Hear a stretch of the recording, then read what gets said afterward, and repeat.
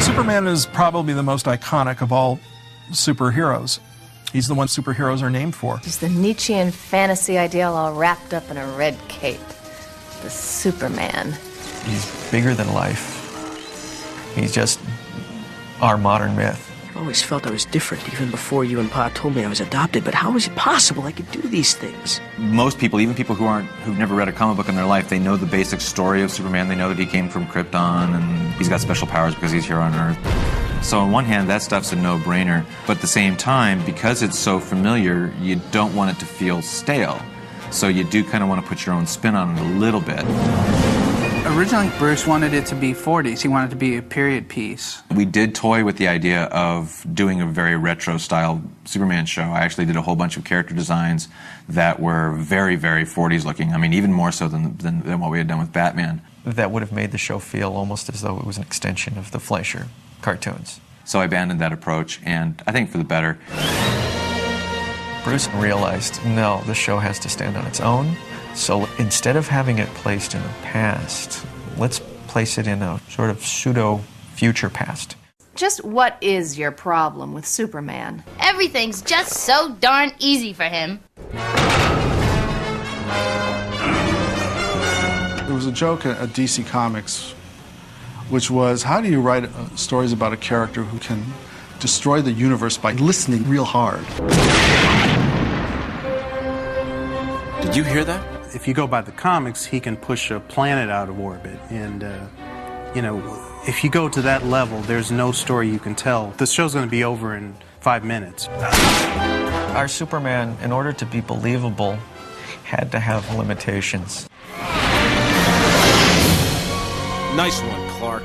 And if he struggles, then the audience kind of struggles with him. There's some drama there, because if everything is easy, well, what's the threat? We pared his powers down so that our Superman could be probably killed without green kryptonite, with just a massive force of some sort. We did Superman a few years after Batman, and in that time, we felt we had learned a lot of things about doing an half-hour-long adventure show. It wouldn't be bad if people knew a little more about Superman. I don't want anyone thinking you're like that nut in Gotham City. I think Bruce's thinking when he got the chance to do Superman, he decided to streamline the process, which would give him more control over how the finished animation would look. So you find that the lines are a lot simpler, there's a lot less folds on clothing. Characters are actually more cartoony than they were even in the Batman animated series. It had a much brighter palette than Batman, and that was by design. We wanted to show that Superman's world is a bit more visually exciting, visually more optimistic than Batman's world. Superman's kind of the flip side of Batman, so that necessitated the backgrounds being bright and colorful. The stories generally took place in the daytime. We decided to modernize the characters a little bit more than what we had done on Batman. So even though we stuck to a classic Art Deco basis for the architecture, it's a much more optimistic version of Art Deco. It's not the angry, edgy, sharp-edged, ziggurat style that we had done on Batman. The idea behind Metropolis was that the buildings were just coming out of the ground and going straight to the sky. All the streets were like elevated highways and things. So you had the scale of where Superman can fly around, and it feels like even though he's flying around, he still has this huge city to cover.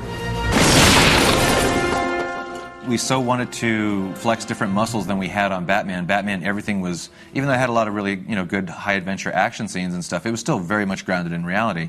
Whereas Superman, you've got this alien from another world who leaps tall buildings in a single bound and does all this other stuff. It's kind of like, automatically you're playing with a whole different set of rules.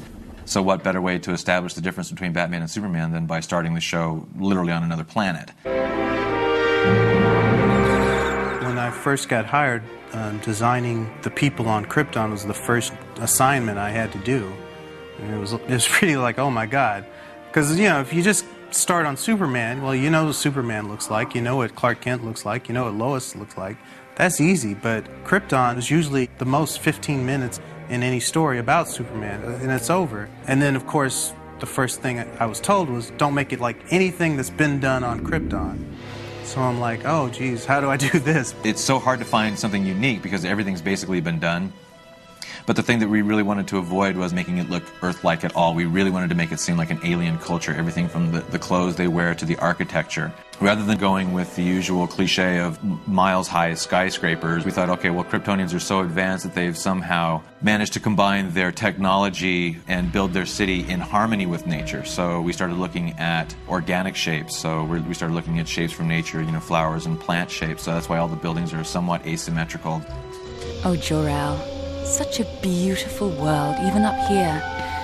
It's hard to believe it could all come to an end. Bruce made it a home. He made Superman's parents these really loving, caring parents. And if you watch that first episode, they're touching a lot and they're kissing a lot. And they're two people who are really in love. So when their planet is destroyed, you really feel bad for them. You really feel bad about how difficult it is for them to give up their son. Once he gets to Earth, he'll be safe.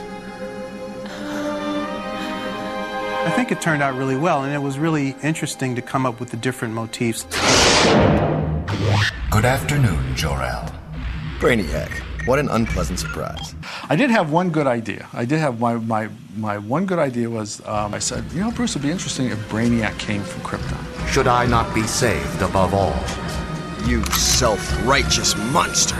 Temper, Jor-El. I was a little bit resistant to it at first because part of it just me being a diehard geek and being a traditionalist and thinking, well, Brainiac doesn't come from Krypton. Nobody ever did that before. That's just wrong, And but somehow he was able to talk me into it, and ultimately I think it's a really great idea. I think it really works really well tying Brainiac into Superman's Kryptonian heritage. It's almost generational. I mean, he was Jor-El's enemy, as much as he is Kal-El's enemy. And so I think that's kind of a neat thing.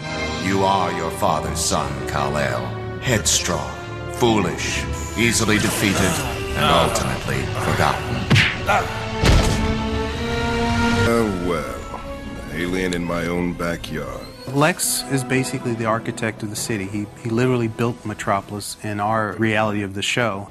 I own Metropolis. My technology built it, my will keeps it going, and nearly 2/3 of its people work for me whether they know it or not. He considers it his city. Which, of course, once Superman shows up, then it's like, wow, hey, everybody loves him more than they love me. Well, that's, this guy's got to go. You will never control me, Luthor. Never. Well, then, I guess I'll have to kill you. It was kind of fun and fresh at the time to portray a businessman as evil. He's not that evil. He just wants to call all of the shots.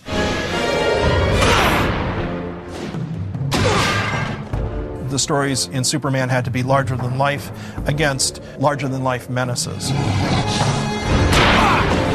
Whereas a madman like the Joker or Mad Hatter could easily propel a story for Batman, those guys would be easily dispensed with Superman. The powers got greater with Superman, so the threats had to get greater. Hey! Hands off my hog! The fact that Superman stories are grander, broader, it allowed us the freedom to do things that we couldn't really do in our first take on Batman. There was always an edict on the old show to make it believable and make it real. So there was no magic. And with Superman, it's like all bets are off. You have a character that can do it so much and a world that's so broad and so big. And we have the opportunity to have more fun with them. At one point, Bruce asked me, if you had a chance to go back to Batman or continue on Superman, what would you do? And I said I'd go with Superman. I was enjoying it. I was having a good time.